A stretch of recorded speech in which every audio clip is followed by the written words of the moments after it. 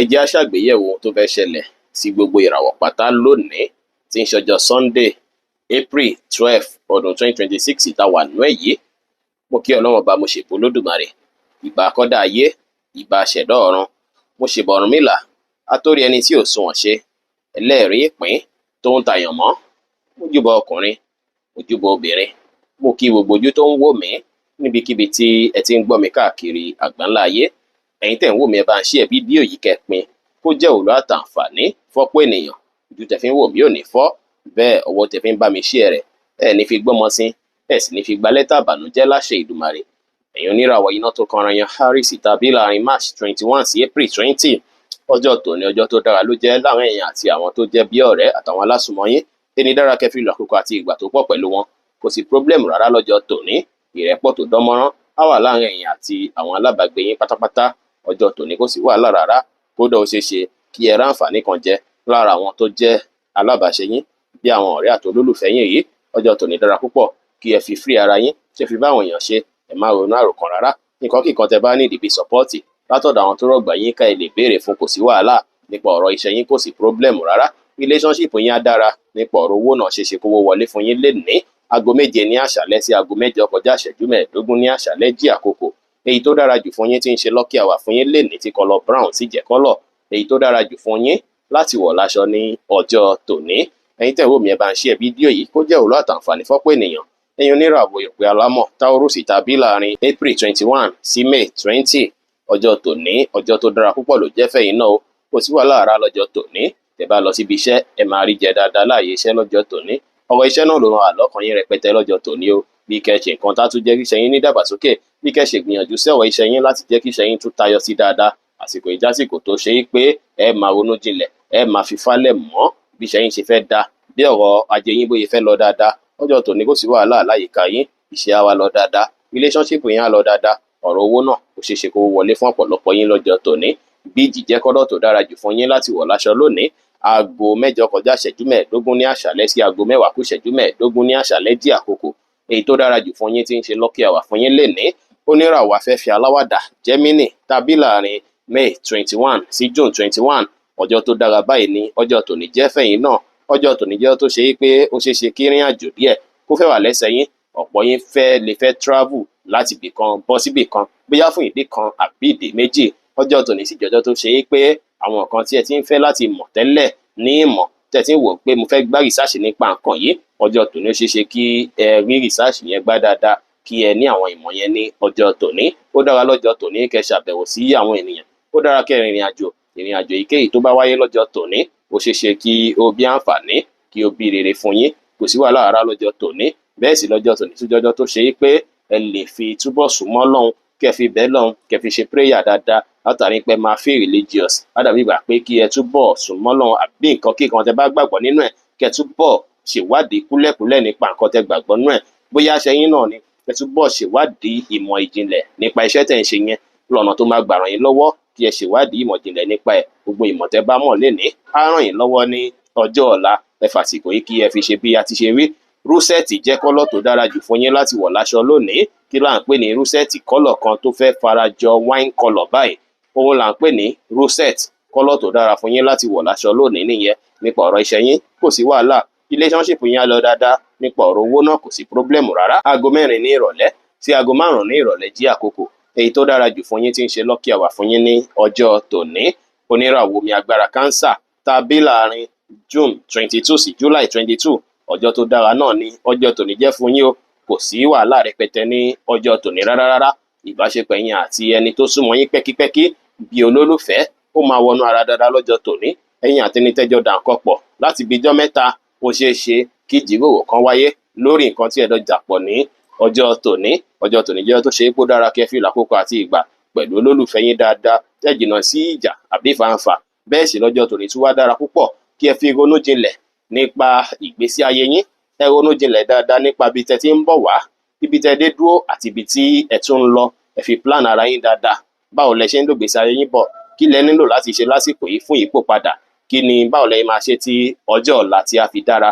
Ẹni dára láti fi plan gbogbo ẹ̀, láti fi ṣiṣẹ́ lórí bí gbogbo ayé yín ṣe fẹ́ balance. Bí bá ṣe gbẹ̀yìn àti àwọn tó jẹ́ bí àná fún yín, ó máa dá tó máa wọnú ara dáadáa púpọ̀ ní ọjọ́ tòní.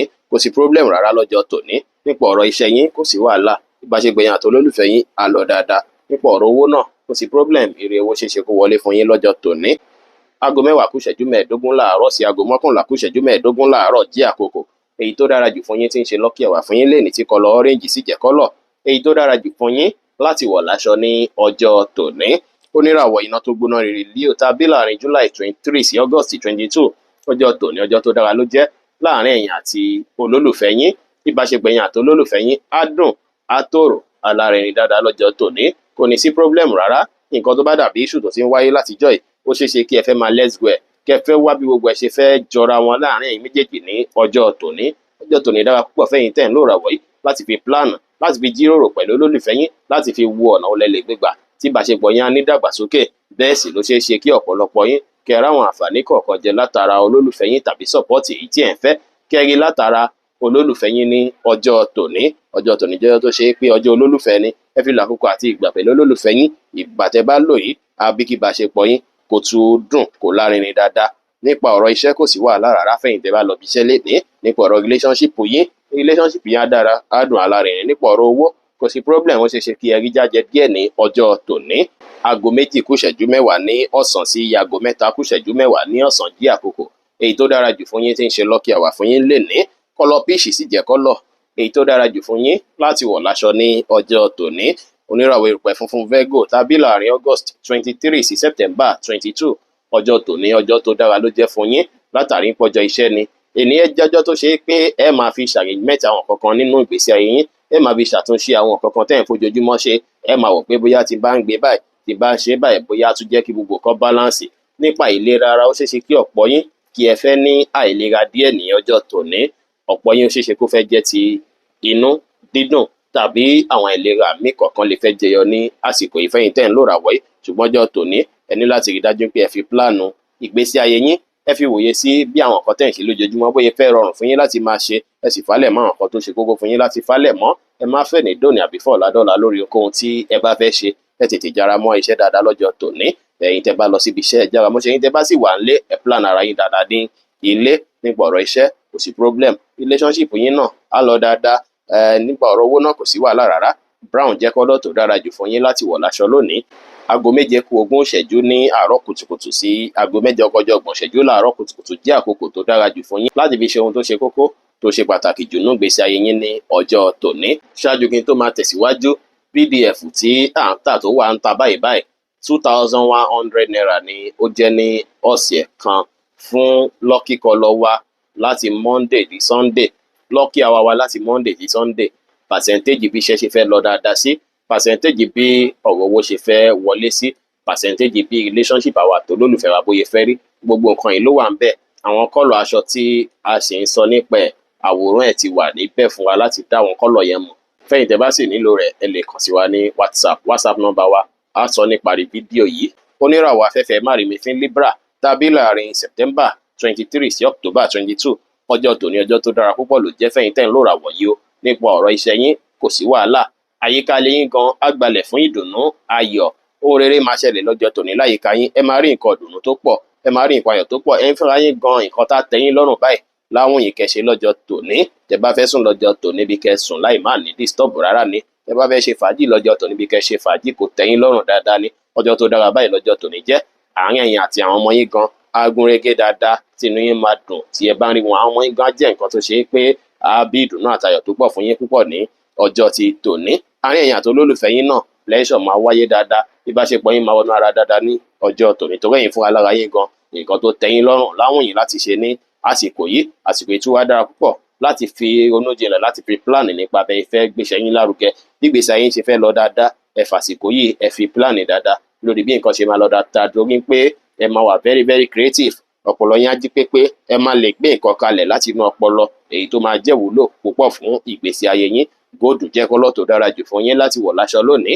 Aago 7 kọjá 30 ìṣẹ́jú ní àárọ̀ kùtùkùtù sí aago 10 kọjá ìṣẹ́jú 15 ní àárọ̀ kùtùkùtù jẹ́ àkókò èyí tó dára jù fún yín láti ṣe ohun tó ṣe kókó tó ṣe pàtàkì jù nínú ìgbésí ayé yín lónìí tí kọ́lọ̀ góòdù sì jẹ́ kọ́lọ̀ èyí tó dára jù fún yín láti wọ̀ láṣọ ní ọjọ́ tòní. Oníràwọ̀ omi tútù Scorpio tàbí láàrin October 23 sí November 22.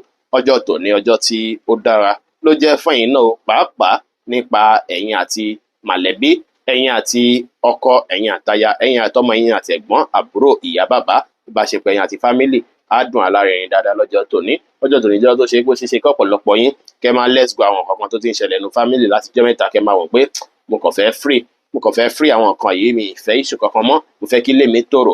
Inú ilé yín náà sì rèé, ó ṣeé ṣe kí ẹ máa wòye sí pé àyíká ilé yín ẹ fẹ́ kàlàáfíà gbalẹ̀ níbẹ̀ púpọ̀.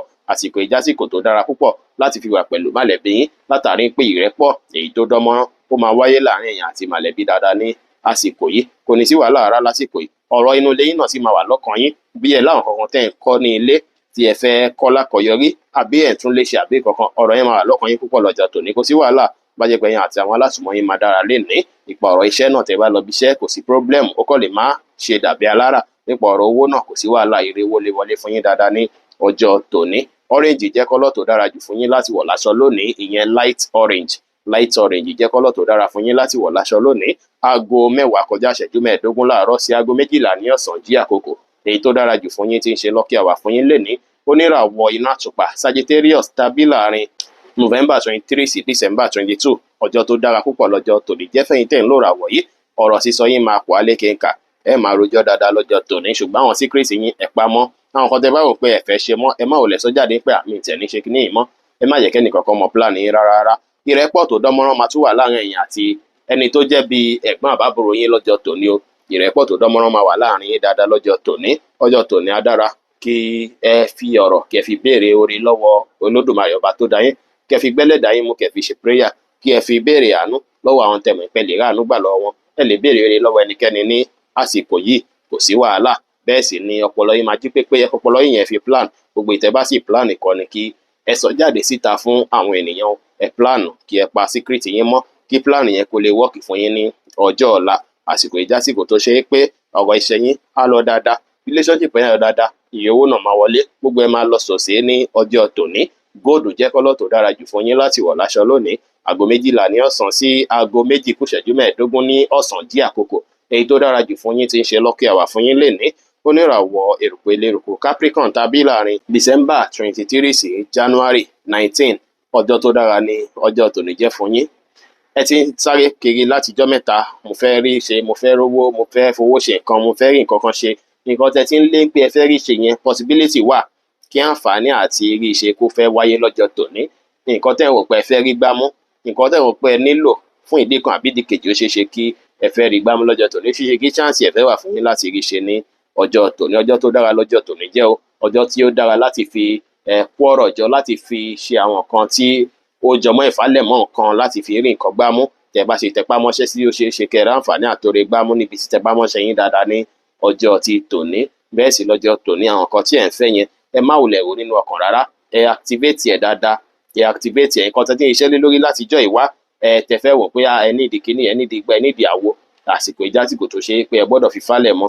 Ó sì ṣeé ṣe kó ṣe é pé ọ̀pọ̀lọpọ̀ yín ẹ ti ń rò kọ́kọ́ lọ́kàn pé kíní mo fẹ́ rí rà, ilé mo fẹ́ rà, mọ́tò mo fẹ́ rà, ṣọ́ọ̀bù mo fẹ́ rẹ́ǹtì ẹ̀. Àwọn nǹkan bẹ́ẹ̀ yẹn ó ṣeé ṣe kó ṣe é pé ìkọ̀kan nú ẹ̀ máa fẹ́ ṣẹlẹ̀ tó ṣe pé máa fẹ́ òun gbà mí tún nídìí eléyìí mọ́, nǹkan tí màá tún tẹ̀lé lélẹ̀. Àwọn nǹkan bẹ́ẹ̀ yẹn ṣeéṣe kí ó wáyé ní ọjọ́ tòní. Tó bá ṣe wá kí ẹ tẹ̀lé bẹ́ẹ̀, ẹ ṣàfàlẹ̀ mọ́ láti rí dájú pé nǹkan tí ẹ̀ ń lé yẹn ẹ sì rí gbámú ní àsìkò yìí. Nípa ọ̀rọ̀ iṣẹ́ yín kò sí wàhálà, iṣẹ́ á lọ dáadáa níwọ̀nba bó ti ṣe mọ́. Nípa ọ̀rọ̀ relationship yín kò sí problem, relationship náà lọ dáadáa níwọ̀nba bó ti ṣe mọ́. Nípa ọ̀rọ̀ owó ó ṣeéṣe kó wá wọlé fún yín dáadáa ní ọjọ́ tòní. Brown jẹ́ kọ́lọ̀ tó dára jù fún yín láti wọ̀ láṣọ lónìí. Aago 2:15 lọ́sàn sí aago 3:30 ní ọ̀sán jí àkókò èyí tó dára jù fún yín tí ń ṣe lucky hour fún yín lénìí. Oníràwọ̀ afẹ́fẹ́ oníbínú Aquarius tàbí láàrin January 20 sí February 18. Àsìkò yìí àsìkò oríire báyìí òun ló jẹ́ fún yín o. Ẹ ti ń gbé nǹkan sórí látijọ́ mẹ́ta, ẹ ti ń wò pọ́nà ó lẹ fẹ́ gbé gbà, ó ti dàbí ìgbà pé báwo mo fẹ́ ṣe, báwo láyé mi ṣe fẹ́ lọ dáadáa láti fi ijọ́ mẹ́ta. Ẹ fọkàn balẹ̀, ayé yín á lọ dáadáa, wọ́n bùkún á dì rọrùn. Àtijọ́ ilẹ̀ tí ń wò pé ó dáa pé nǹkan yìí mo fẹ́ gbé kúrò lé orí, nǹkan yìí mo fẹ́ release pé mi tiẹ̀ nídìí ẹ̀ mọ́. Ìgbésẹ̀ báyìí ló tún kù tí màá fẹ́ gbé fáyé mi láti jẹ́ káyé mi dára. Àsìkò ìjásìkò tí ó ṣe é pé nǹkan á lọ dáadáa láàrin ẹ̀yin àti àwọn alásùnmọ́ yín, pàápàá ẹ̀gbọ́n àtàbúrò yín àbáwọn tó ṣe é pé wọ́n súnmọ́ yín pẹ́kípẹ́kí. Ìbáṣepọ̀ yín á lọ dáadáa púpọ̀. Bẹ́ẹ̀ sì ni àsìkò ìtújásìkò tó ṣe é pé ẹ máa rí development kan fúnra yín self development máa wà tẹ máa wò pé tí n bá tún ṣe nǹkan báyìí á tún jẹ́ káyé mi improve. Àwọn kan lè sọ sí yín lọ́pọlọ, inspiration lè wá èyí tó ṣe pé àwọn ayé yín lọ́wọ́. Inspiration yẹn tó bá wá ẹ kì í mọ́lẹ̀ kẹ́ má jẹ́ kó lọ, kí ẹ wá bẹ́ẹ̀ fẹ́ lò ó lọ́nà tó máa gbà ran life yín lọ́wọ́ dáadáa. Nípa ọ̀rọ̀ iṣẹ́ yín kò sí problem lénìí, relationship yẹn á lọ dáadáa. Ẹ má ṣe gbéraga rárá o, ẹ lè ní self improvement, ẹ lè wá báyìí ṣe fẹ́ dára, ṣùgbọ́n ẹ má gapá rárá ní ọjọ́ tòní, kí ìrẹ́pọ̀ àti àlàáfíà kó lè wà láàárín ẹ̀yin àti àwọn alásùnmọ́ yín pátápátá. Ẹ̀yin tẹ́ bá sì lọ sí ibi ọjà yín lọ́jọ́ tòní àbí ibi iṣẹ́, ó ṣeé ṣe kí ẹ rí owó gbámú ní ọjọ́ tòní.